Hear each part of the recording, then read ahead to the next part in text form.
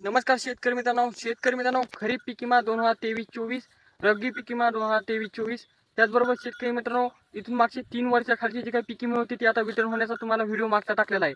पण शेतकरी मित्रांनो काही शेतकरी माहित की आता अद्याप का तुमच्या खात्यावर पैसे नाही आलेले, शेतकरी अजून निराश आहे। शेतकरी कमेंटमध्ये सांगितलं की नेमके पैसे कधी येणार आहेत।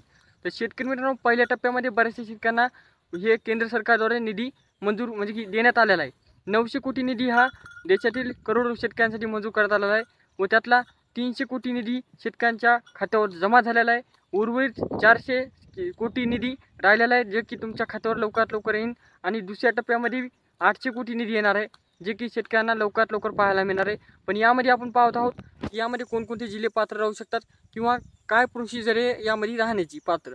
तर शेतकरी मित्रांनो समजत पहिलेचे जे काही 2025 आपले 24 मध्ये तुम्हाला सांगण्यात आलं होतं की 75% पीक विमा त्याआधी तुम्हाला अग्रिम 25% पीक विमा मिळाला होता।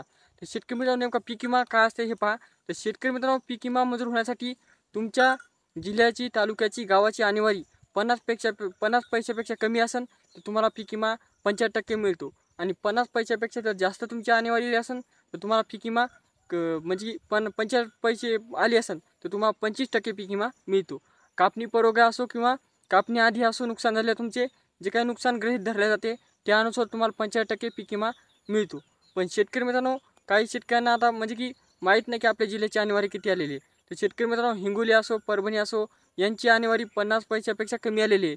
त्याचबरोबर नांदेड असो नांदेडमधल्या बी काही तालुक्याची आणेवारी ही 50 पैशापेक्षा कमी आली आहे। त्यामुळे मंजूर बरेचसे जिल्हे आहेत राज्यातील 34 जिल्ह्यातील पात्र शेतकऱ्यांना पीक विमा मिळणारच आहे।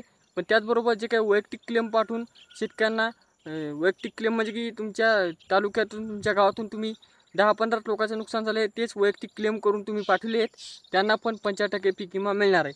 आणि ते पण शेतकरी मित्रांनो शिवराजसिंग चौहान यांच्या हस्ते तुम्हाला लवकरात लवकर DBTद्वारे तुमच्या खात्यावर पैसे पाहायला मिळणार आहेत।